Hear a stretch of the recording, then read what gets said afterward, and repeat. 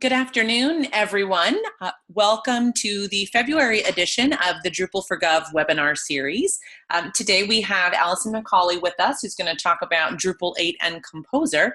But before I turn it over to Allison, let me just tell you a quick little, a few bits about Drupal for Gov itself. So Drupal for Gov is a nonprofit organization whose goal and focus is to provide access to information and training and all sorts of resources to help encourage and grow open source within government. Those of us that are government employees often find it difficult to get access to training, resources, and other information. So Drupal for Gov really tries to fill the gap and help meet those needs. And some of the ways that we do that are the webinar series like we're doing now, which we do the third Thursday of every month at 3 p.m. Eastern Standard Time, as well as our large 3-day conference at the NIH library facilities, Drupal GovCon. We also participate in the Drupal Association's Global Training Days, so you can be expecting some training information hopefully coming out about the next Global Training Day, which will be on March 16th, as well as some additional information about our next webinar, which will be on March 15th, and I'll talk about those a little bit more at the end of today's webinar. But now let me just tell you a little bit about Allison. She's been working in Drupal for several years, and she moved back to Cornell about 1.5 years ago. She's originally from Central New York, but lived in DC for 10 years, and that's where I got a chance to meet her when she was working at Commerce. But she moved back to New York a couple of years ago, and she's now a Drupal developer at the Cornell University Custom Development Team. But even though she left DC, we still hold on to her, and she still helps support the Drupal GovCon as an organizer and volunteer. So even though she moved, she's still very much a part of our community, and we are very appreciative of her giving us this talk today. So Allison, I'm going to go ahead and turn it over to you. We'll have time for questions at the end. Feel free to go ahead and use the chat box at the side. We're going to mute everybody during the webinar, but as we get to the end and it's question time, we can do chat or voice at that point. So Allison, it's all yours. Hi, I'm Allison, like Jeff said, and I'm just going to go right in because I'm terrified of running out of time. So this is Composer for absolute beginners, and specifically Drupal and Composer. And yeah, so come on, there. So what is Composer? Composer is a command line tool for dependency management in PHP. With Composer, you can declare, so you use Composer to declare and manage the libraries and packages and tools and all the other stuff that your project depends on. And all dependency management is package management, but it's per project instead of global. So if you use any sort of Unix or Linux system, you might have a package manager in there, but that would be for your entire system.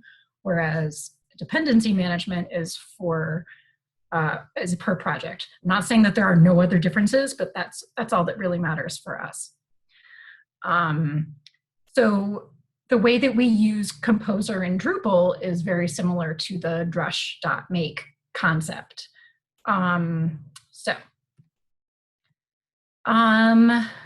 So if you're using Composer with Drupal, we can declare all those libraries, packages, tools that I mentioned before. But in the case of Drupal, we're declaring the things that our Drupal project depends on. And then Composer will manage or install and update them for us. So, oh my God, look, right there in Drupal 8 and actually maybe even Drupal 7 these days, there are Composer JSON and Composer lock files right there in Drupal 8. Nope, those are not for us. Do not try to use them for your purposes on your project. Those are like artifacts that are, those are just left there from actual Drupal core development. They're just still there, which I'm sure there are plenty of good reasons for, but just it's kind of a tease in the case of trying to learn to use Composer with Drupal if you're a beginner. So Composer in your Drupal site, you can use Composer to get non-core modules and themes on which your site depends, get the libraries and any other packages on which your site depends. So think jQuery, think any jQuery libraries, think, if you use Chosen, that library, or CK Editor, those kinds of libraries, and then all sorts of other PHP packages and other kinds of packages, not necessarily just, libraries. So you use Composer to get those packages, update and remove those packages, track and maintain precise details about all of that stuff that your project is made or composed of. So the composer.json file does what drush make does, except it's way more fancy pants. So included in, so the packages that I'm talking about, it also includes whatever packages those packages depend on. And it also includes using the right package version for what your site needs. And it also includes keeping track of exactly which version of what package is installed on your project. You will not use Composer to do any database things. That is not what Composer will do for you. You will not, so that means you will not use Composer, to enable or disable modules on your Drupal site, even though the terminology within Drupal is still install and uninstall on Drupal 8. Excuse me. You will not use Composer to manage site configuration or any kind of content stuff. So that all falls under database things. You also won't use Composer to do anything not from the command line, because Composer is a command line tool. Watch The Office. This is from, well, I won't go into that. So that's right, just for some fun, it is like the same terminology install within the Drupal interface. But when we talk about installing something in Composer, we're just talking about getting the packages. So that's right, when you install a contrib module via Composer, the module files are added to your project. In Composer, make your project's dependency details reflect that added module, but the module is not installed on your site. You have to actually still enable it. So we said all of that. So prerequisites for using Composer on your Drupal site. You need to create a new Drupal 8 project. And you can do this with Drupal 7, but for our purposes, we're going to talk about Drupal 8. Create a new Drupal 8 project, a new Composer project. A Composer project is a project, a site project, or whatever your project is, but in the context of, in our situation, we're just talking about Drupal. Converting an existing Drupal site is basically impossible. Some annoying people will try to tell you, no, well, actually, really, it's impossible. Don't do it. Start over, or do it with Composer the first time, or from the beginning. I know that's not realistic for everybody, but it's just the way it is. I'm not saying it's not a bummer. It is what it is. So then you can add modules and whatever other packages as dependencies to your Composer project. And then you use Composer to download those packages to your project. Also, ideally, as a prerequisite, you will know some Git things. Oh, and you need to install Composer. There's that fancy website link from the beginning about where you can get Composer. Is actually Get Composer is the name of the website. Okay, so then just talking generally about Composer, there's a composer.json file that'll live in your project root. Its presence means this is a Composer managed project. It'll contain the dependencies of your project, including those version constraints, which we'll talk more about later. But version constraints essentially are just the versions or version ranges that your project needs. And then your composer.json file will include some structural specifications like installation paths, extra scripts, and miscellaneous project configuration. So Composer and Drupal, your Composer managed Drupal project will have a composer.json file like what we just talked about in the root directory of your of your repository or your Drupal project. You'll run all composer commands from the directory that contains the composer.json file. So when I say its root directory, you can have your composer.json file in your Drupal root, but in a lot of circumstances, it's actually going to be one level up. If you have been using Acquia for years, like that's already normal for you that your repository is one level up from the Drupal root. Some other systems like Pantheon, that's not the case, but if you're doing a composer managed Drupal 8 site on Pantheon, they do make it so that you can have the repository root be one level up from Drupal root. But regardless, wherever your composer.json file is, that's where you're going to run all of your composer commands in that directory. So again, this file is where Composer keeps track of all the packages, the modules, libraries, etc., that your project needs, your Drupal project needs. For, in other words, the dependencies of your Drupal project. So this is where I was going to show you just a composer.json file. Ugh, sorry. This is a composer.json file from an Acquia BLT project. Really, I just want to show you that, look, it's in JSON format. And look, we have, keys and values. This is not something to memorize. I'm just giving you just a rough idea so you've seen it. We'll go into a little bit more detail as we go along, but here's one of those those composer.json files that I have mentioned for like at least 3 or 4 slides now.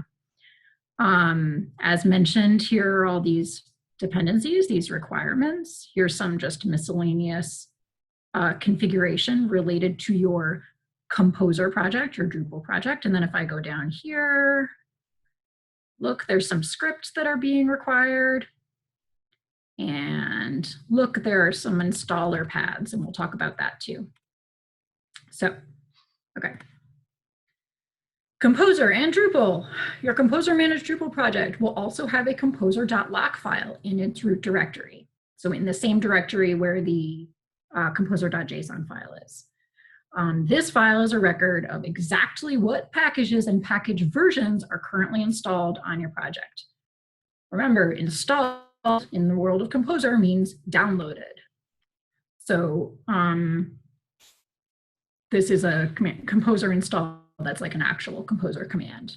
Speaking of which, Composer install grabs all of your project's artifacts based on the specifications in composer.lock. What are artifacts? Artifacts are simply files. So your project package artifacts, those are like the actual module files and the library files and so on.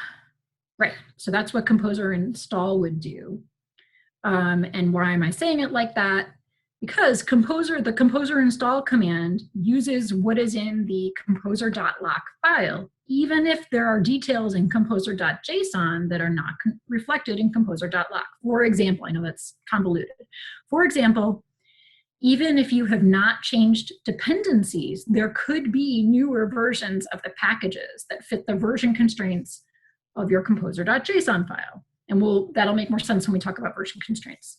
But are not yet reflected in composer.lock.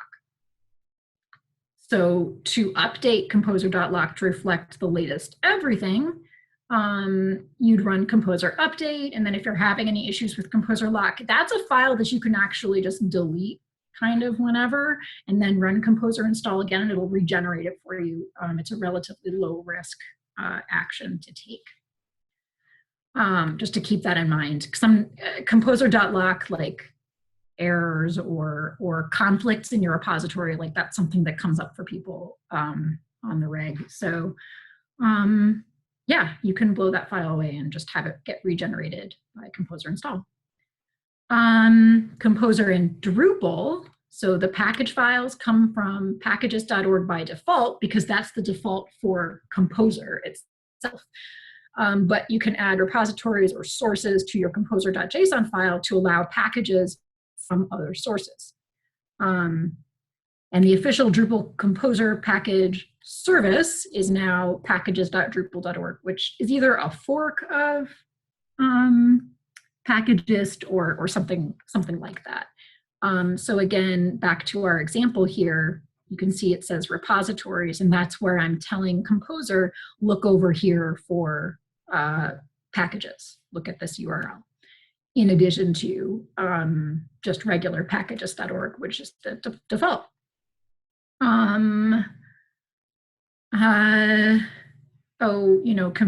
Right, this is just expanding on the official Drupal Composer package service being this URL.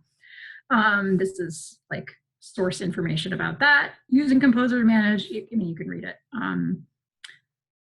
Basically, yeah, this is just a yay, unique, instead of it being just a normal like Composer universe thing.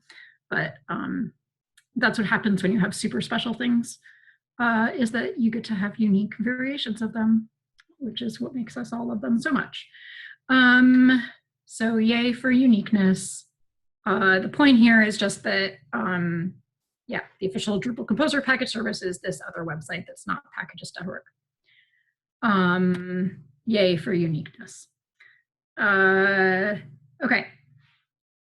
So in just Composer, I'm trying to just say like Composer generally. The thing I'm saying here, it applies to just Composer itself. Package files get downloaded to your project's vendor directory by default, and or wherever you have it specified if you have installation paths set in your composer.json file, which we looked at a moment ago. So Composer and Drupal, package files get downloaded, again, to the same idea, your project's vendor directory by default. But if you, most Composer managed Drupal projects are based on this, this project here, Drupal Composer Drupal project. It has configurations that send modules into the modules directory, theme files into the themes directory, all of the places that you'd expect to find, you know, themes and modules and so on. So this starter project that is most commonly used by people doing Composer managed Drupal sites takes care of that for you. And that is, so what I'm talking about is that this starter includes these installer paths here, among other things. That's just something that it does to make sure that so that when packages get downloaded, they get downloaded to the normal directories that you'd expect on a Drupal 8 site. So here's another command, composer require, and let's just examine this. So overall, this command would add a line to your composer.json file, and it downloads the package artifacts. Again, artifacts are just the files themselves, the actual module files. Like if you were to go to drupal.org and click download either a zip or a tarball for that module, that's what I'm talking about. The package artifacts are those files. So this composer require command adds a line to your composer.json file, downloads the package artifacts, it'll download version x.x as specified here in that command to your vendor directory based on the vendor name, or based on the installer paths if you specify those installer paths.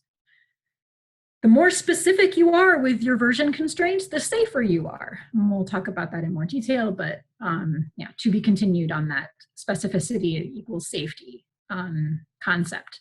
The other thing that this composer require command does is it updates the composer.lock file with all kinds of details about what it just downloaded, including the exact version, of the package that it downloaded.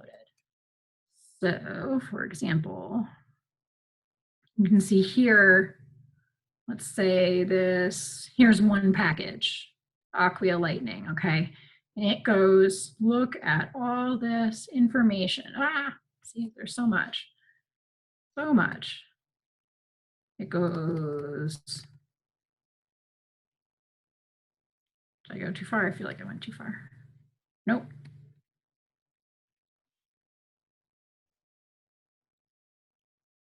$120 lines.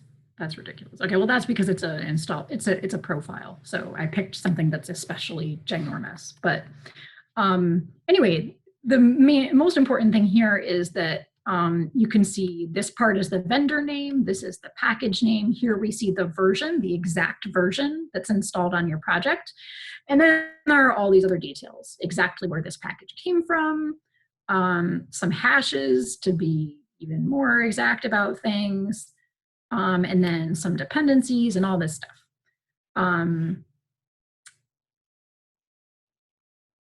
Is this shorter? Yeah, here's a shorter one. Here you can see this is the vendor name, here's the package name, here's the exact version that's downloaded, and here's a whole bunch of other information. So when you run composer require, as a line to your composer.json, it downloads those artifacts based on the version that you give it. And notice there's a colon here. So we've got vendor name, package name, colon, version constraint information. And then it also updates composer.lack with all of those details that I showed you, like so many details. Okay, and look, I even included a screenshot. I didn't need to go back and forth there. So here's an example, composer require Drupal / better field descriptions : caret 1.2. So what we're looking at here is the composer require command. Drupal is the name of the vendor. That's the maker of that package, so to speak, or the host of that package. Better field descriptions, that's the name of the package itself. Excuse me. And then after the colon, we give it a version constraint, and we're saying, I need you to have at least this version for my project. My project needs at least this new of a version. So again, that's going to add a line to composer.json based on so you can see here on line 42, you can see it says Drupal / better field descriptions. So like we said before, it's going to download those package files to vendor / vendor name. What I'm showing you right now is the default vendor directory. Because of the installation paths, it'll actually send the better field descriptions to the contrib module directory. But this is the concept here. It sends it to the proper directory. Right, downloads the package files, artifacts to that directory. Okay, version constraints. I keep saying we're going to talk about them. The two version constraints you're going to see the most often are this caret or a tilde. They're very, very similar. Tilde won't go, like if you put tilde 8.3, it'll be the latest version that's 8.3 anything. So it won't go up to the next, like 8.4. I don't want to say major version because that's like 9, but I mean, anyway, it gets confusing. The caret will go up to the latest version within 8.x. So it'll go all the way up to 8.9, xxx, etc.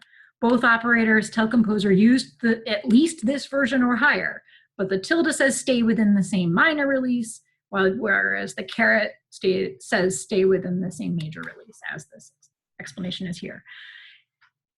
There are so many other version constraints. You can say ranges and like here to here, and like are so many other version constraints. And you can always Google those anytime you need to. But, and here's another way to explain it. But the other thing that you can do is simply specify the exact version number that you want to use. And then it won't change until you manually require a different version. In Drupal projects, I most often see carets or exact numbers. I don't see tildes very often. Granted, this is from like 4 months ago. I guess I haven't like done a review of what's out there, and Drupal 8 stuff does change pretty frequently, but that was what I noticed as a trend back then. But again, you can just give an example of what I mean by giving an exact version number. If I hadn't put this caret next in front of the 1.2, Composer will simply grab 1.2, and then no matter what I do to try to update things, it's not going to get a newer version of that project until I go in and actually say, okay, now I want this next version. And that's why the more specific you are with the version constraints, the safer you are, because you don't have to worry about when you do an update, Composer grabbing a newer version of something that maybe you didn't mean for it to do. So the simplest, safest way, especially maybe if you're a beginner and you just, or whatever, and you just want to be really sure that it's always the version that you need it to be, and you don't want to be playing with fire. Some people really like to live on the edge. That's not how I want to spend my time, but you can just put the exact number and then not worry about it. And it, just like the way that you would without Composer, you choose when you update the stuff. So another important thing about using Composer with Drupal, as there's actually a base package that I mentioned. As you may have noticed, Composer and Drupal projects have a different directory structure than a vanilla Drupal project. It's widely accepted that if you're going to do a Composer managed Drupal 8 project, you should use the Drupal Composer Drupal project package as your base.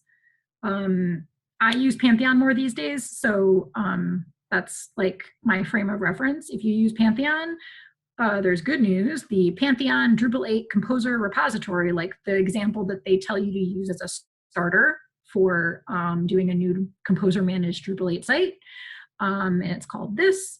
It uses Drupal Composer Drupal project. So you're all set. If you're on Pantheon and you follow their instructions, it already uses this base package.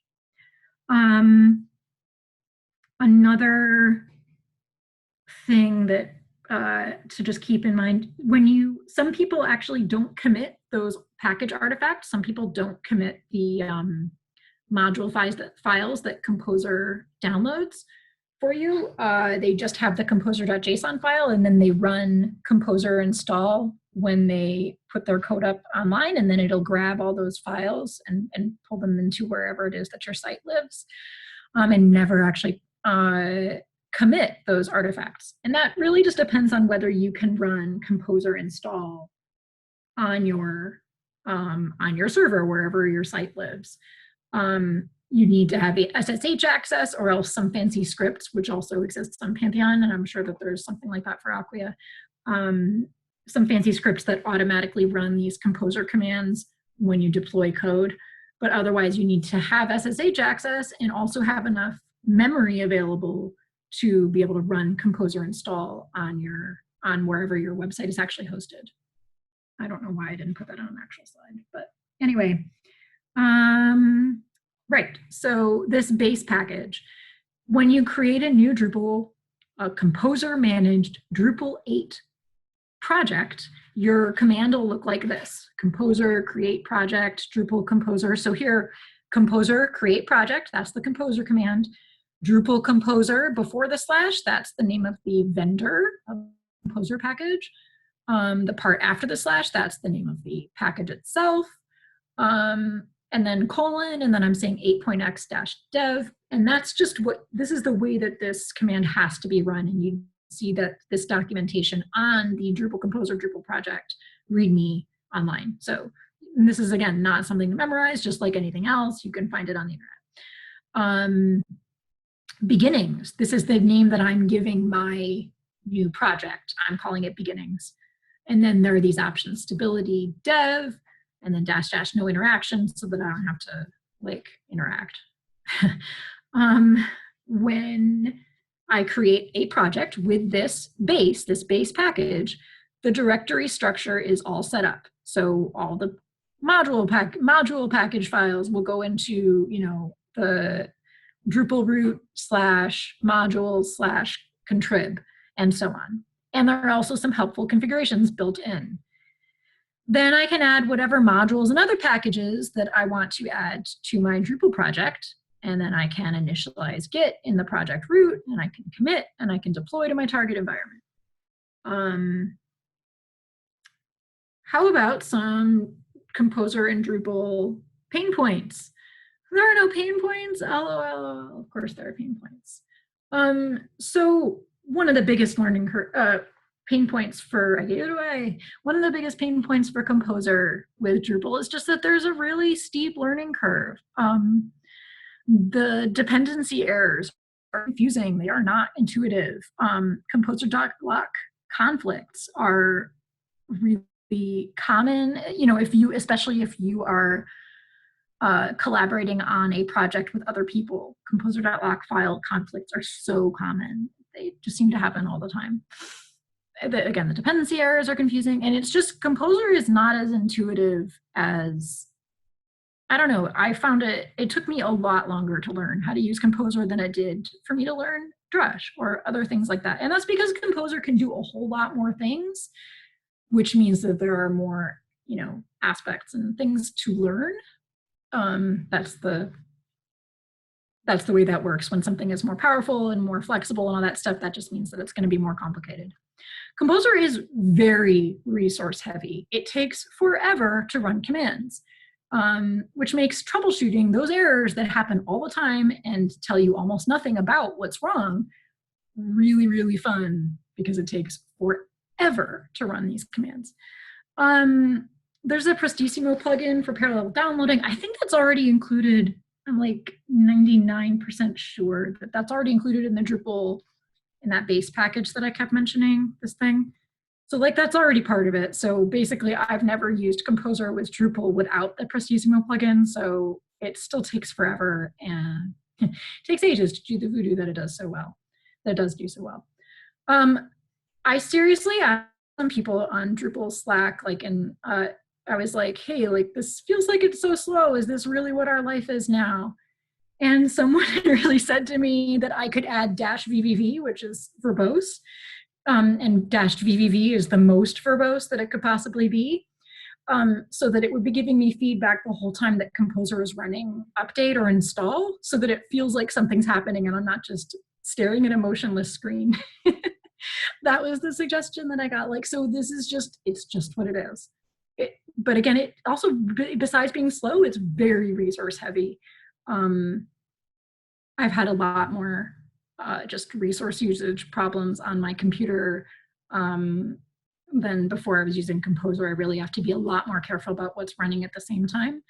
And it also could be, depending on where your website is, lives, and what resources you have access to and what your website has access to, that could be problematic. It might be that, whatever hosting that you have is not as heavy duty. You might need to, pay for more resources, or it just might not be possible. So that is a pain point for sure. And the slowness is so painful. Have I said that yet? It's command line only, and that is definitely a pain point for a lot of people. It's really, really common. It's not just you. And yeah, so that's another pain point. Another reason that it's a pain point isn't just for people that aren't comfortable with command line. It's also a problem if you don't have SSH access to your server. So that means, even on Pantheon, you don't have direct SSH access the way that you do in Acquia. So being able to run Composer commands, it's not like it's impossible. It's very different. So it is a command line only tool, and that can be problematic depending on your situation. Existing Drupal 8 sites, no, you just can't. And that is a bummer, because if you happen to adopt Drupal 8 earlier, and I'm not saying when it was in dev, I mean if you adopted Drupal 8, at the beginning of when it was stable, you very well may not have used Composer to install Drupal 8, and you had no reason to think that you were going to have to be honest. It's only recent, not whatever, it's all relative, but it hasn't been that long in the scheme of things that there have been more and more contrib modules that require packages that require Composer, meaning that if you have an existing Drupal 8 site, you're in trouble if you want to be able to use those packages. So I guess that's what you get for being an early-ish adopter, even though I'm talking about stable, not like dev. Another pain point, having the vendor directory has to be outside of docroot, because remember way back at the beginning, I was showing you how there's a composer.json file and a composer.lock file in the Drupal root. That means that you can't have another composer.json file and composer.lock file in that directory. You really have to have it be one level up. And there are a lot of other good reasons for that, but it is potentially problematic depending on how your hosting is set up. Let's see. This is a nice article if you feel like learning more about Composer and Drupal together, and or if you just feel like some affirmation that it's not you.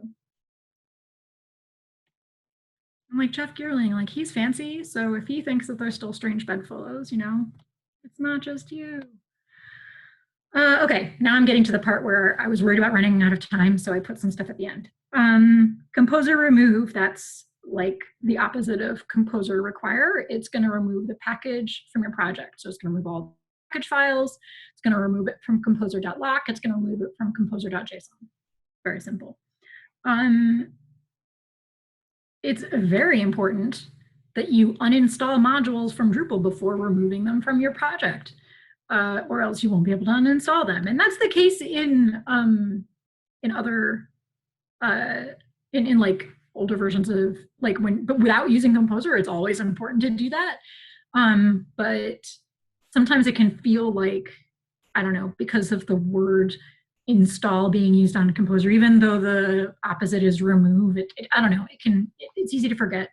And another thing that I had asked people, like, what do you do? Do you really do? People do to release to, if you're actually using the Drupal 8 configuration management system, people seriously do 2 releases. First, you have a release to do the config update to uninstall the module from your Drupal site, and then another release to remove the module file from your Drupal Composer project, your Composer Drupal project. Patches, if you do need stinking patches, there's the base package that I mentioned before, the Drupal Composer Drupal project.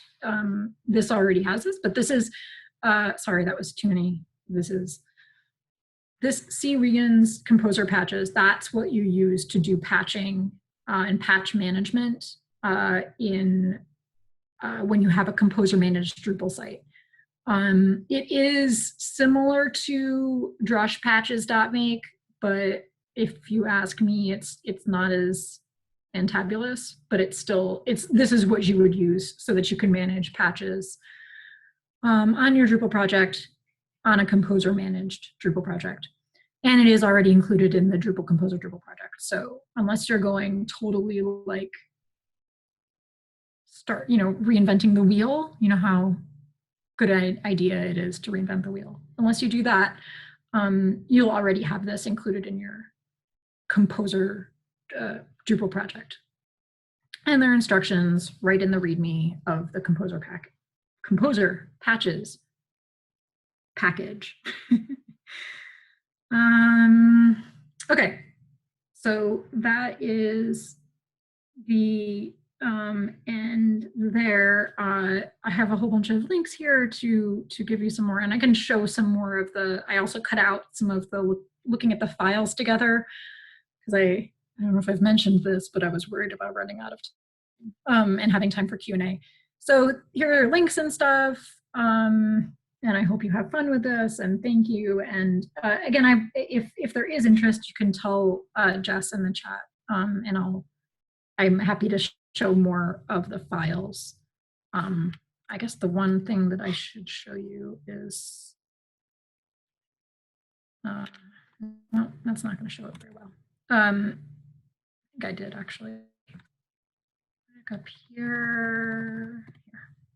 Just a sort of an overview of what the directory looks like. Here we have the project root, the vendor directory, which is where Composer is going to dump things. And your composer.json file is in the project root. And then down here where you can't see it, excellent, there's a web directory, or in Acquia it will be a doc root directory. And that's where your Drupal root is. And then from inside of that, it just looks like a regular Drupal 8 site. Okay, I'm going to stop rambling at the end. Thank you. And are there any questions? Feel free to go ahead and unmute yourself, or if you're not in a position to talk on the phone or on your computer, you can go ahead and type something in the chat. I tried to leave 15 minutes. I guess I went a little overboard.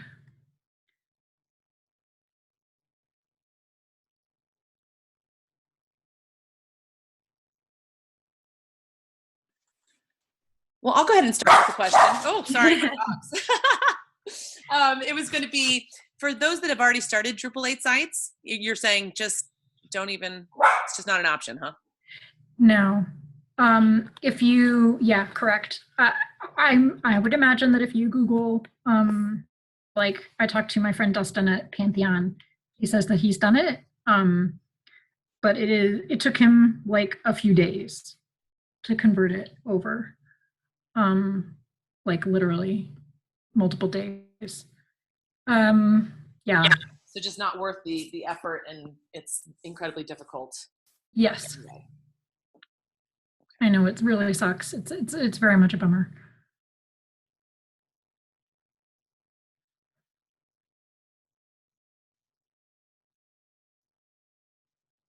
I can show a installation if there's interest in that, like run and install, but it'll take me a minute to set up.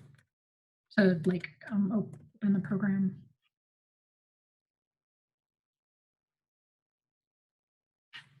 I'll just start the program opening in case people want that. But really, if you have any questions. Were there any slides that anybody wants me to go back over, even if it's not a specific question, if there's something that you want me to go over again? Alison, hi, this is Raghav. Hi. I have a question. Hi. So let's say if I'm creating Drupal 8 site for the first time, and how would I get the .log and .json file? Should I create manually and keep including the code as required, this package, or this automatically created? Yeah, that's a great question. I strongly recommend using the base package, this Drupal Composer Drupal project. And if you run this command, which is actually, as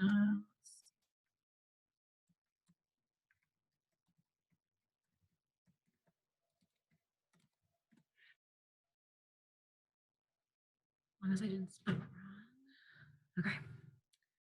wrong. Okay.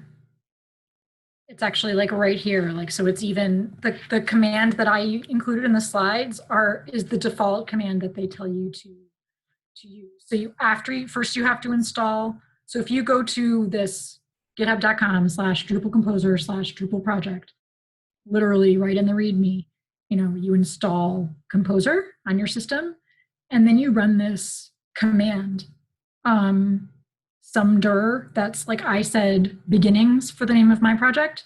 Like that's literally how you get started. And then when it's done, I can like start.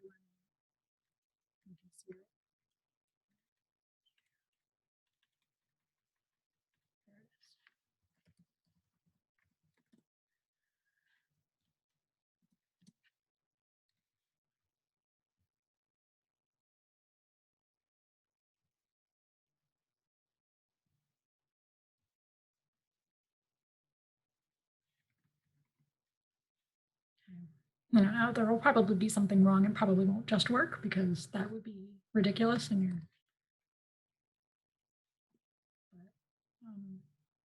okay. So then it like literally, runs a whole bunch of commands. And then you're left with a directory structure that looks like, can you see my screen still? I should have asked. Yeah. Okay, yeah. Good.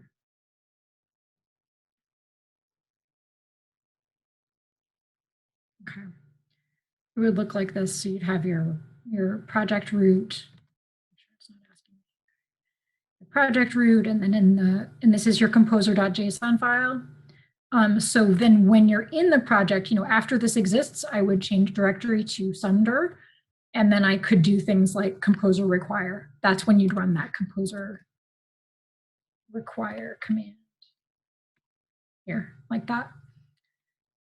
And sorry. And that's what will add the line to your composer.json file and download the artifacts, etc. Does that answer? Is that what you were trying to ask? Yes. Okay. Thank you. Yeah.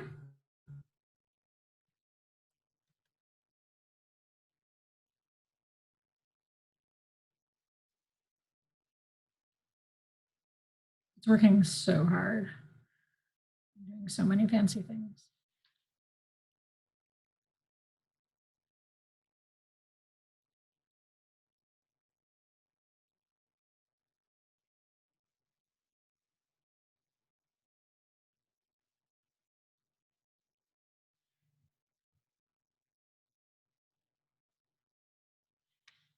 I hope I'm online.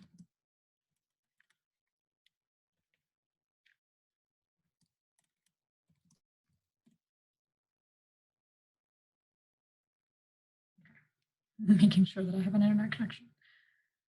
Are there any other questions? Well, we can keep staring at this, but it's very slow. You did say things take forever. They really do. I forgot to do my dash VVV trick.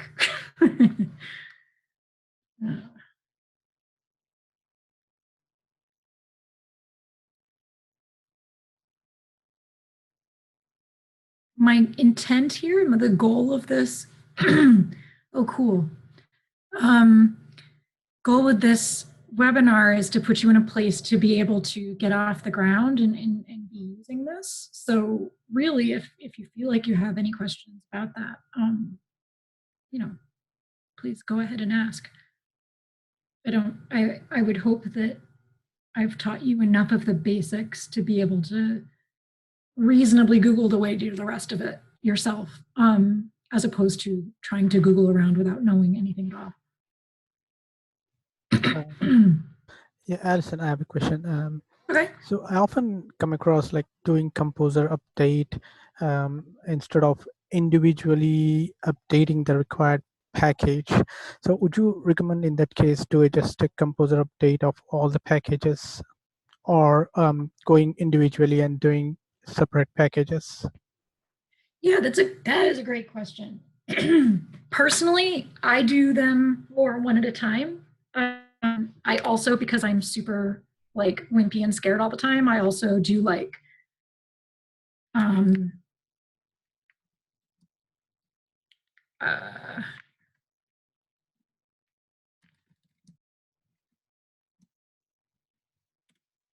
I'll do a dry run because I'm a scaredy cat, and then it'll tell me all the things that it's going to update if I let it run.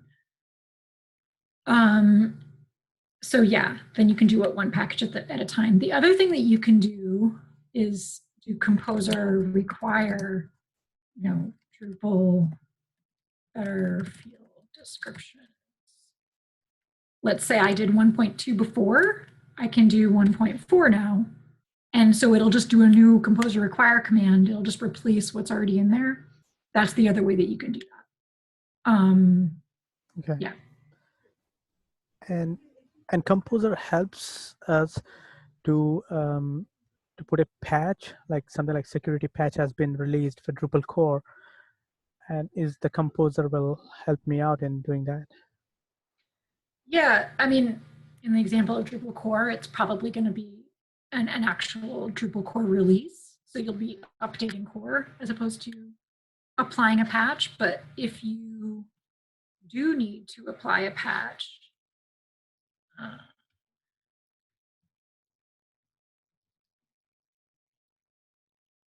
crap, I don't remember.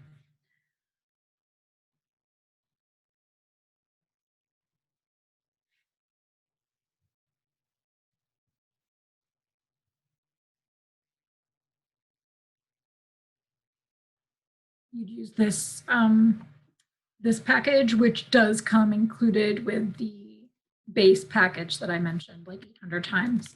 It's included in that. And then you would, in this case, it's actually manual. I feel like I wish that it was, I don't know, Composer patches, and then I could add it like that. But it's not. You actually manually edit your composer.json file, or if you have an external patch file, like composer.patches.json, you would put the patches list in like that.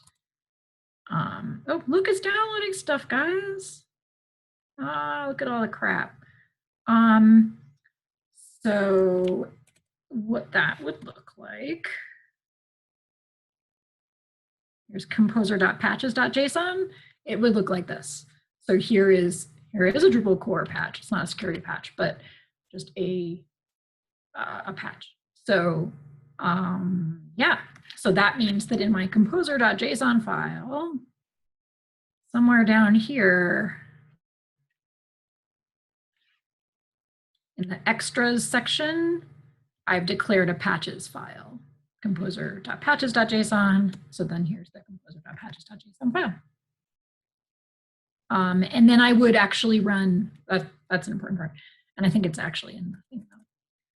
And then just like I certainly hope it says here.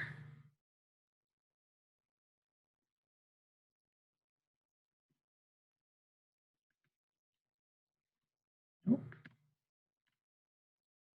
Really. Usage, blah, blah, blah, blah, blah, blah. I was hoping it would just say it here. So then you have to either run composer install or composer update. Can't remember which one, either composer install or composer update after you've updated your patches. After you've updated your composer.patches.json file, you'd run either composer update or composer install. I think it's composer install, but I'm not positive. To have it actually apply the patch, to fetch and apply the patch. And I think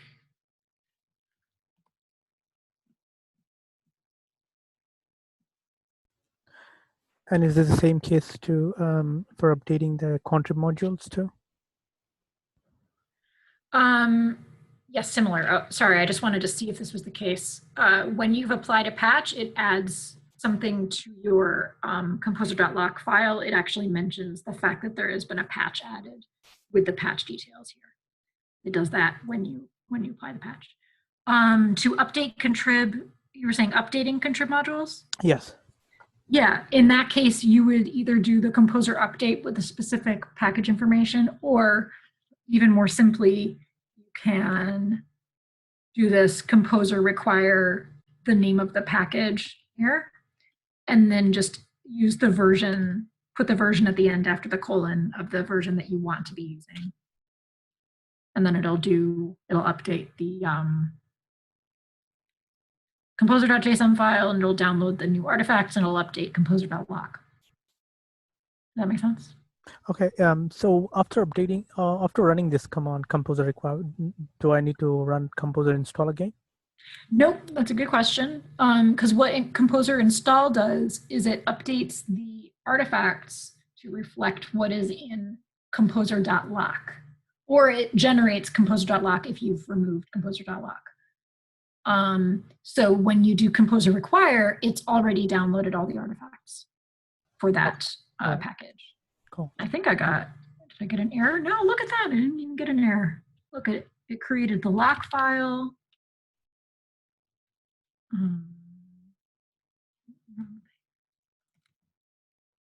Created a lock file. It downloaded all sorts of crap. So if I go cd some directory, now I'm in some directory. Look, I have a composer.json file. This is all new. This is all freshly made. And then inside web, this is just the Drupal root.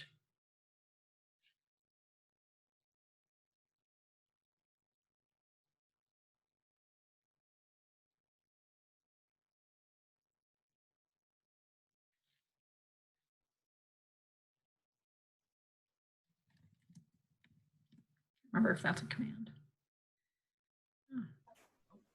And I still have little confusion on .log file and .json file.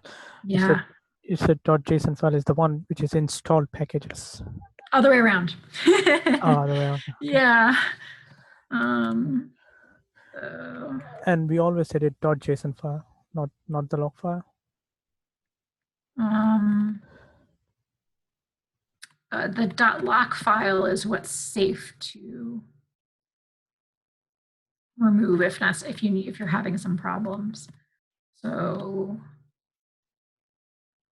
yeah, Composer install uses what's, I missed a highlighting. That's unfortunate.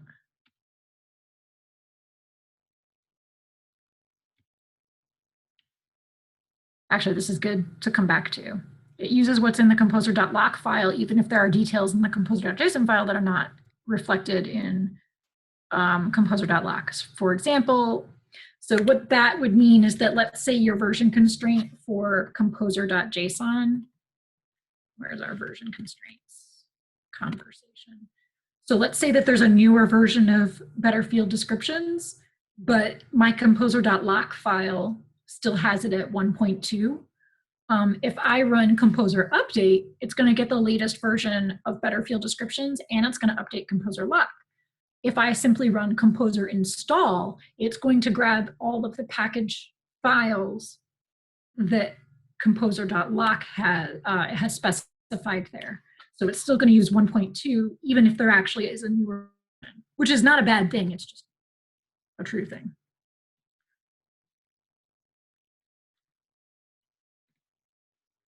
Let's see, does this help? Yeah, composer install grabs your package artifacts based on the specifications in composer. Any other questions? Because Jess has an announcements. Good. Okay, great. Well, thank you, Allison. Thanks, everybody, for attending. I wanted to let you know that we did record this session, and so we'll be adding that to our YouTube channel. Anyone that registered for this event will get a follow-on email from Eventbrite, which will include a link to the recording, but it's just the Drupal for Gov YouTube channel. You're welcome to go there. We've got a playlist for all of our webinars. We hope you enjoyed it. I'll be sending out a follow-on survey, just a short couple of questions to get your feedback on what you thought, as well as soliciting ideas for future webinars. The next webinar will be held on whatever the third Thursday in March is. I want to say it's the 14th at 3 p.m. And it's going to be an intro to Get, or like a Get Essentials webinar. It'll be an hour long, same as this one. Also, we're looking to, the next global training day is March 16th, which is a Friday, and we are still finalizing that particular topic, but it may just end up being remote versus in person, given that we're having some difficulty finding a place to actually host it in person. But if you are interested at all in getting involved with Drupal for Gov, whether it's to help us with providing webinars like this, or supporting the Global Training Days initiative, or simply just participating in any Drupal for Gov event or community-related activity, please shoot us an email at drupal4gov@gmail.com, and we will happily find a place to plug you in. So again, Allison, thank you very much for your time today and for all the effort you put into putting this webinar together. I hope everybody really enjoyed it, and we will see you around on the internets. Thank you. All right, thank you. Thank you.